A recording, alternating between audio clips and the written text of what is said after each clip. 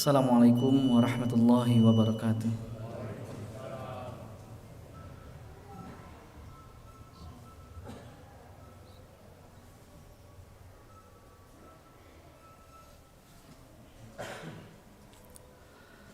Alhamdulillah. Alhamdulillahillazi anzala sakinata fi qulubil mu'minin liyazdadu imanan ma'a imanihim. Ashhadu an la ilaha illallah wahdahu la syarikalah wa ashhadu anna Muhammadan abduhu wa rasuluhu lan nabiyya ba'dah. Amma ba'du. Fayal hadirun ittaqullah haqqa tuqatih wa la tamutunna illa wa antum muslimun. Wa qala aidan ya ayyuhalladzina amanu ittaqullah wal tanzur nafsum ma qaddamat ligad wattaqullah innallaha khabirum bima ta'malun. Wa la takunu kalladzina nasullaha fa ansahum anfusahum ulaika humul fasiqun. La yastawi ashabun nari wa ashabul jannah. Ashabul jannati humul faizun. Segala puji milik Allah, Rabb semesta alam yang Maha Pengasih, Maha Penyayang, yang karena kuasa Allah Subhanahu wa taala pada saat ini kita semua masih diberikan kemudahan oleh Allah untuk bisa berkumpul bersama-sama di tempat yang baik, berkumpul bersama-sama bersama orang yang baik di waktu yang baik, dan mengharapkan kebaikan dari Sang Maha Baik, yaitu Allah Subhanahu wa taala. Dan besar harapan kita pastinya mudah-mudahan di penghujung hayat kita semua Allah wafatkan kita semua dalam keadaan baik atau husnul khotimah. Amin ya rabbal alamin. Salawat serta salam semoga senantiasa tercurah limpahkan kepada kekasih hati kita, yaitu Nabi Muhammad sallallahu alaihi wasallam, yang karena perjuangan beliaulah saat ini akhirnya kita semua bisa mengenal iman dan Islam. Kita semua bisa merasakan nikmat iman dan nikmat Islam. Dan mudah-mudahan sebagai umat yang betul-betul mencintainya, kita pun senantiasa istiqomah menghidupkan sunnah-sunnah beliau dalam kehidupan kita semua, sehingga besar harapan kita pastinya mudah-mudahan di akhirat kelak kita semua pantas dan layak mendapatkan syafaat dari Rasulullah sallallahu alaihi wasallam. Amin ya rabbal alamin. Ikhwatul iman rahimakumullah. Kesalahan terbesar kita dalam menghadapi hidup di dunia ini yaitu tatkala kita jauh dari Al-Qur'an. Banyak sekali keburukan-keburukan yang keluar dari tutur kata kita atau perilaku kita. Seandainya kita mau mengevaluasi diri, ternyata sumbernya tak lain tak bukan tatkala diri kita jauh dari Al-Qur'an. Dan lihatlah, banyak sekali ayat-ayat dalam Al-Qur'anul Karim yang Allah gambarkan gambaran terhadap orang-orang yang hidupnya jauh dari Al-Qur'an. Di antaranya dalam Quran surat Az-Zukhruf, surat ke-43. Pada ayat 36 Allah Ta'ala berfirman, "Wa may ya'shu 'an dzikrir rahman nuqayyid lahu syaitanan fahuwa lahu qarin." Dan barang siapa yang berpaling dari pengajaran yang Maha Pengasih, maksudnya Al-Qur'an. Siapa yang tidak mau membaca Al-Qur'an, tidak mau mentadabburi atau memahami isi Al-Qur'an, bahkan mereka tidak mau mengamalkan Al-Qur'an dalam hidup mereka, maka dengan tegas Allah mengatakan nuqayyid lahu syaitana, kami biarkan setan menyesatkannya. Secara tidak langsung Allah menegaskan dalam ayat ini, orang-orang yang hidupnya jauh dari Al-Qur'an, secara tidak langsung mereka sudah membuka pintu lebar-lebar untuk setan, agar setan bisa menggoda mereka. Nuqayyid lahu syaitana, kata Allah, kami biarkan setan menyesatkan mereka. Allah Ta'ala sama sekali tidak memberikan perlindungan, pertahanan kepada hamba tatkala mereka berpaling dari Al-Qur'an. Bahkan di penghujung ayat Allah mengatakan fahuwa lahu qarin, maka dia setan akan menjadi sahabat karibnya. Subhanallah. Ikhwatul iman rahimakumullah. Bagaimana mungkin kehidupan kita akan senantiasa berada dalam kebaikan kalau ternyata tatkala kita jauh dari Al-Qur'an, tatkala kita berpaling dari Al-Quran, dengan tegas Allah mengatakan setan akan menjadi sahabat karib kita. Tidak mungkin setan membisikkan kebaikan ke dalam hidup kita. Tak lain tak bukan setan akan senantiasa bagaimana terus membisikkan keburukan dan terus keburukan dalam setiap aktivitas kita. Inilah penyebab utama mengapa tutur kata kita seringkali tidak baik, atau mengapa sikap istri kita tidak baik, atau mengapa anak-anak kita tidak baik. Tak lain tak bukan bisa jadi selama ini keluarga kita bersahabat karib dengan setan. Apa penyebabnya? Ya, benar. Quran ada di rumah kita. Quran banyak di rumah kita, tapi pertanyaannya, kapan terakhir kita membacanya? Ikhwatul iman rahimakumullah. Tidak hanya terkait sahabat karib dengan setan tatkala diri kita jauh dari Al-Quran, bahkan pun juga dalam Quran surat Al-A'raf surat ke-7 ayat 40 dengan tegas dalam ayat ini Allah berfirman, Innal ladzina kazzabu bi ayatina wastakbaru anha la tufattahu lahum abwabus sama' wa la yadkhulunal jannah hatta yalijal jamalu fi sammil khiyata wa dzalika najzil mujrimin. Allah Ta'ala berfirman, sesungguhnya orang-orang yang mendustakan ayat-ayat kami, kata Allah. Siapa mereka? Yang tidak mau membaca Al-Quran, yang tidak mau memahami atau mentadaburi Al-Quran. Bahkan mereka senantiasa jauh kehidupan mereka dari Al-Quran. Wastakbaru anha, dan Allah menegaskan, dan mereka menyombongkan diri terhadap Al-Quran.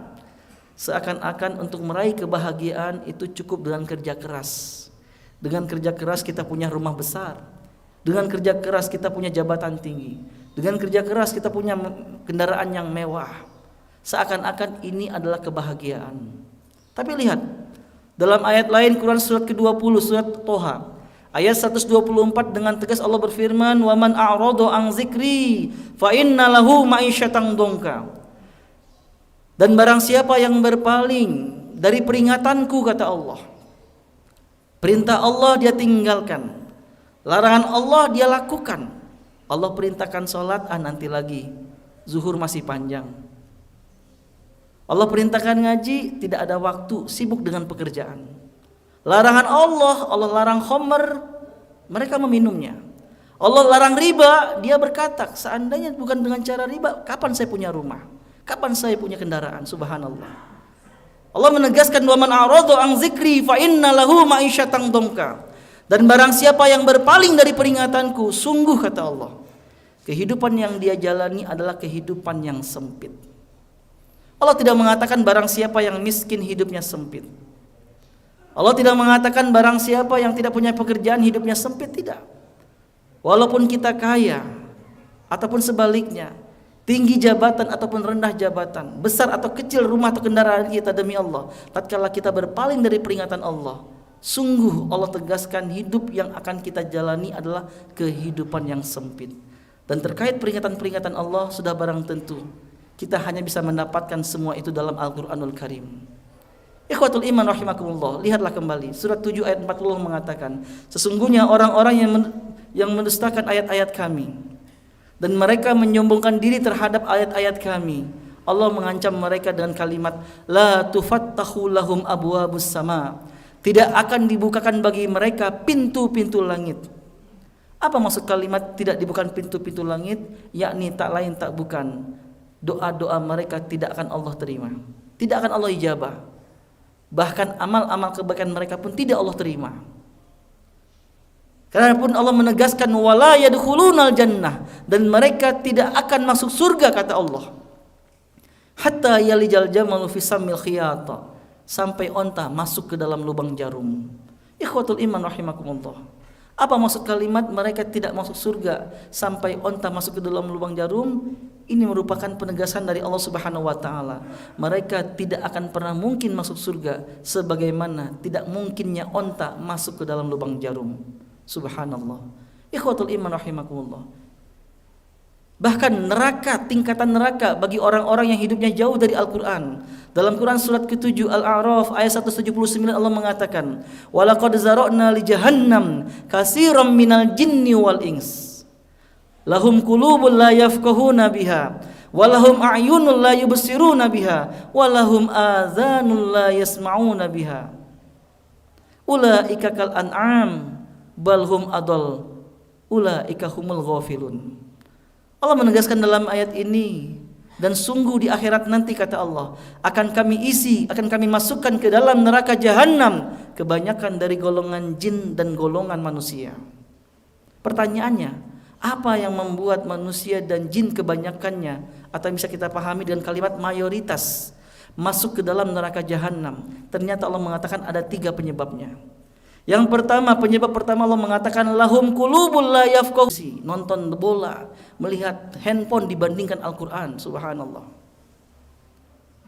Dan penyebab ketiga Allah mengatakan walahum azanul la yasma'una biha, mereka punya telinga namun telinga mereka tidak digunakan mendengarkan ayat-ayat Allah. Mereka lebih senang mendengarkan musik daripada Al-Qur'an, subhanallah. Allah hinakan mereka dengan kalimat, Allah cela mereka dengan kalimat ulaika kal an'am, mereka seperti hewan ternak, subhanallah. Ikhwatul iman rahimakumullah, apalah artinya pujian-pujian dari tetangga kita, dari teman kerja kita, dari keluarga kita terkait dunia yang kita miliki, besarnya rumah kita, mewahnya kendaraan kita, kalau ternyata Allah Ta'ala menyamakan kita sama seperti hewan? Kapan itu berlaku buat kita? Tatkala hidup kita jauh dari Al-Quran, subhanallah.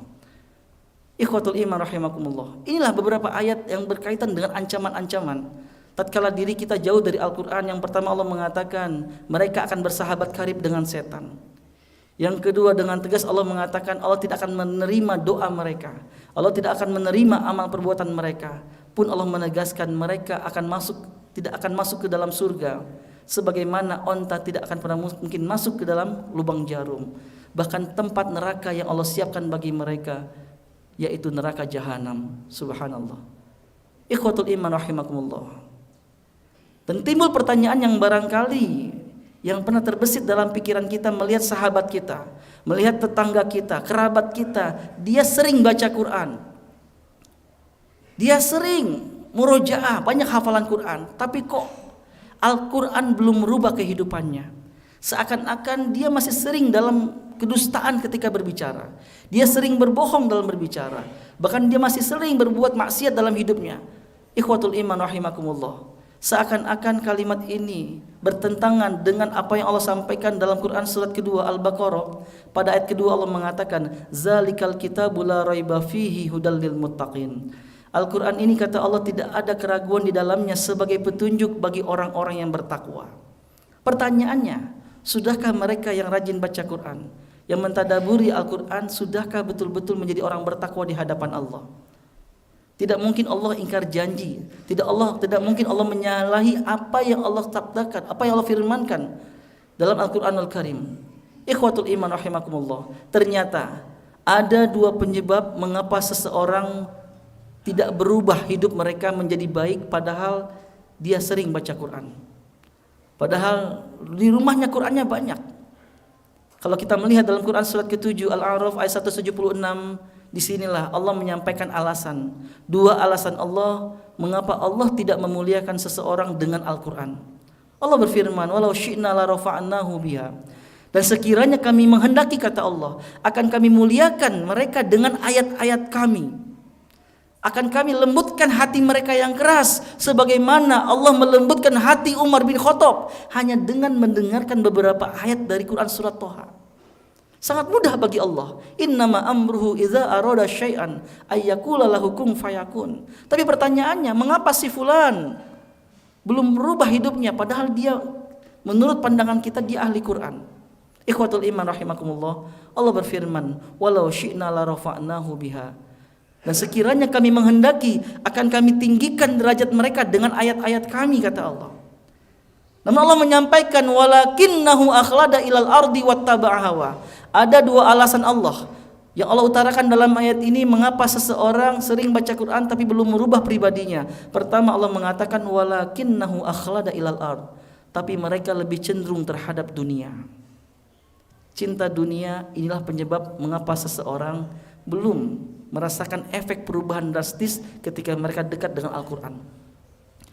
Lebih berlebihan mencintai dunia, ternyata inilah penyebab yang Allah katakan dalam ayat tadi, Mengapa Allah tidak memuliakan seseorang dengan Al-Quran?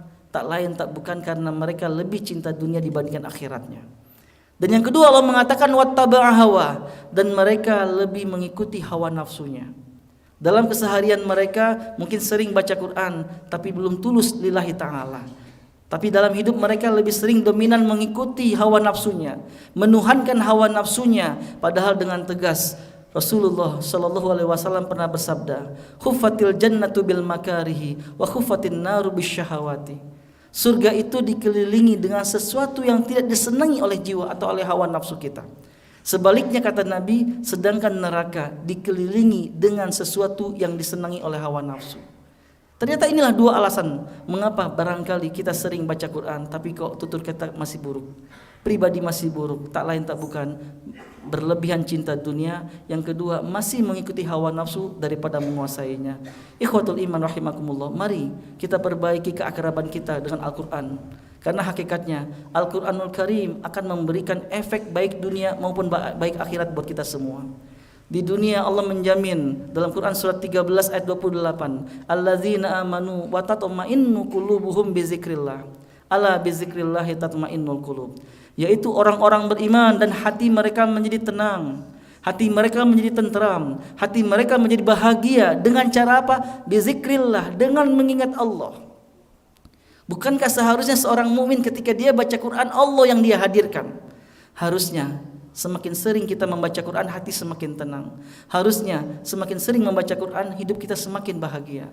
Namun ikhwatul iman rahimakumullah, seandainya sering baca Quran hati belum tenang, seandainya sering baca Quran ternyata masih penuh was-was kehidupan kita, evaluasi diri terkait pertama, apakah terkait dunia kita lebih cinta dibandingkan akhirat kita?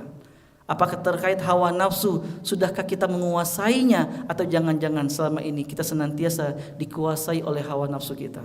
Barakallahu li wa lakum fil Qur'anil Karim wa nafa'ani wa iyyakum bima fihi minal ayati wa zikril hakim wa taqabbala minni wa minkum tilawatahu innahu huwal ghafurur rahim.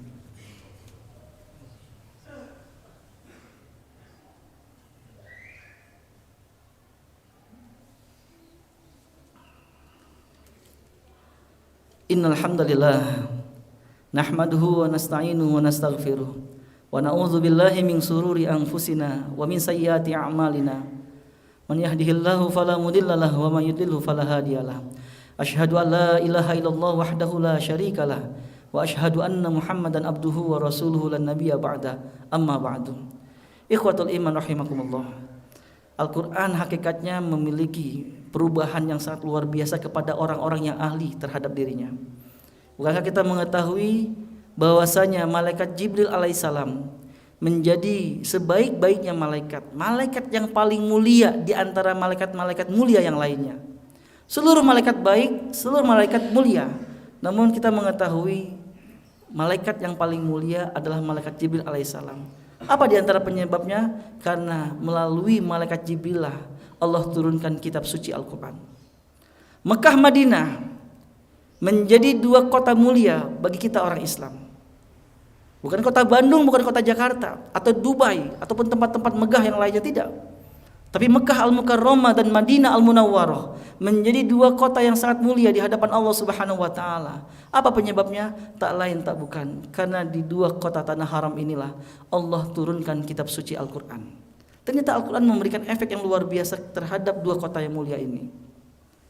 Dan kemudian kita mengetahui Nabi Muhammad SAW merupakan nabi yang paling mulia di antara nabi-nabi mulia yang lainnya. Apa penyebabnya? Karena Al-Quranul Karim Allah turunkan kepada Rasulullah SAW. Bahkan Ramadan menjadi semulia-mulianya bulan yang Allah takdirkan, yang Allah ciptakan di antara bulan-bulan mulia yang lainnya. Apa penyebabnya? Karena di bulan suci Ramadan lah Allah turunkan kitab suci Al-Quran. Begitu pula ada satu malam yang sangat spesial di hadapan Allah. Bahkan Allah mengatakan malam ini lebih baik daripada 1000 bulan. Kalau kita hitung, kalkulasikan kurang lebih 83 tahun 4 bulan. Allahu Akbar. Pertanyaannya, apa yang membuat satu malam ini spesial? Inna anzalnahu fi lailatul qadar. Sesungguhnya kami telah menurunkan Al-Quranul Karim pada malam Lailatul Qadar. Hakikatnya Al-Qur'anul Karim tatkala betul-betul sudah berada dalam jiwa kita, sudah berada dalam kehidupan kita, maka jaminannya hidup kita pasti baik. Hidup kita pasti baik. Yang menjamin Allah Subhanahu wa taala. Dan hakikatnya penyakit-penyakit yang ada dalam hati, rasa dengki, tidak senang melihat orang bahagia, bahagia melihat orang sengsara, atau sering rasa khawatir yang hadir dalam diri kita, hakikatnya Al-Qur'anul Karim Allah turunkan sebagai penyembuh terhadap penyakit-penyakit hati. Sebagaimana firman Allah dalam Quran surat Yunus surat ke-10. Pada ayat 57 Allah Ta'ala berfirman, ya ayuhan nas, wahai manusia, qad ja'atkum mau'izah min rabbikum. Sungguh kata Allah, telah datang kepada kalian mau'izah, yakni maknanya itu pelajaran yang luar biasa, yakni Al-Qur'anul Karim. Ini murni dari Allah Subhanahu wa taala. Apa tujuan Allah turunkan Al-Qur'an? Wa syifaa'ul lima fis sudur, dan sebagai penyembuh, sebagai penawar untuk penyakit yang ada di dalam dada atau dalam hati kita. Ikhwatul iman rahimakumullah. Mari tumbuhkan semangat dalam diri kita mulai saat ini untuk akrab kepada Allah melalui Al-Qur'an. Teruslah kita iringi, kita sematkan sedikit doa setiap kita berdoa. Ya Allah, muliakan kami dengan Al-Qur'an. Muliakan kami dengan kalam-Mu ya Allah. Muliakan kami, hidup kami dengan Al-Qur'anul Karim ya Allah. Karena hakikatnya semakin kita memohon kepada Allah Subhanahu wa taala, besar harapan kita mudah-mudahan Al-Qur'anul Karim betul-betul memberikan dampak kebaikan dalam keseharian kita. Amin ya rabbal alamin. Ikhwatul iman rahimakumullah. Di penghujung khutbah ini, mari kita tundukkan hati kita semua. Kita bermunajat kepada Allah Subhanahu wa taala, mudah-mudahan Allah yang Maha mendengar mengijabah setiap doa-doa kita semua. Astaghfirullahalazim, astaghfirullahalazim, astaghfirullahalazim. Allahumma salli ala Muhammad wa ala ali Muhammad wa sallim wa radiyallahu ta'ala an kulli sahabah. Rasulullah alhamdulillahi rabbil alamin. Hamdan syakirin, hamdan na'im, hamdan yuafi ni'amahu wa yukafi'u mazida. Ya Rabbana lakal hamdu kama yanbaghi li jalal wajhikal karim wa azimi sultanik. Allahumma ighfir lil mu'minina wal mu'minat wal muslimina wal muslimat al ahya'i minhum wal amwat. Ya Allah ya Rabb, ampuni dosa-dosa kami ya Allah, yang selama hidup ini kami terlalu sibuk dengan dunia kami ya Allah, sehingga kami melupakan bahwasanya ada Al-Qur'an yang sebagai pedoman hidup kami ya Allah. Ya Rabbana, muliakan kami dengan Al-Qur'an ya Allah. Mudahkan ya Allah kami untuk senantiasa membaca Al-Qur'an di setiap waktu-waktu kami ya Allah. Ya Rabbana, mudahkan kami untuk bisa mentadaburi dan mengamalkan isi Al-Qur'an dalam kehidupan kami ya Allah. Ya Rabbana, mudahkan kami ya Allah dan keluarga besar kami untuk menjadi para penghafal-penghafal Al-Qur'an ya Allah. Ya Rabbana la tuzigh qulubana ba'da iz hadaitana wa hab lana min ladunka rahmah innaka antal wahhab. Allahumma arinal haqqo haqqan warzuqna tiba'ah wa arinal batila batila warzuqna ijtinabah. Allahumma arhamna bil Qur'an. Allahumma arhamna bil Qur'an. Rabbana atina fid dunya hasanah wa fil akhirati hasanah wa qina azabannar wa adkhilnal jannata ma'al abrar. Ya Aziz, ya Ghaffar, ya Rabbal alamin. Subhana rabbika rabbil izzati amma yasifun wa salamun alal mursalin walhamdulillahi rabbil alamin. Ibadallah, innallaha ya'murukum bil adli wa ihsan wa ita'i dzil qurba wa yanha 'anil fahsya'i wal munkari wal baghi ya'izukum la'allakum tadhakkarun wa la dzikrullahi akbar. Aqimis shalah. Allahu akbar, Allahu akbar. Asyhadu an la ilaha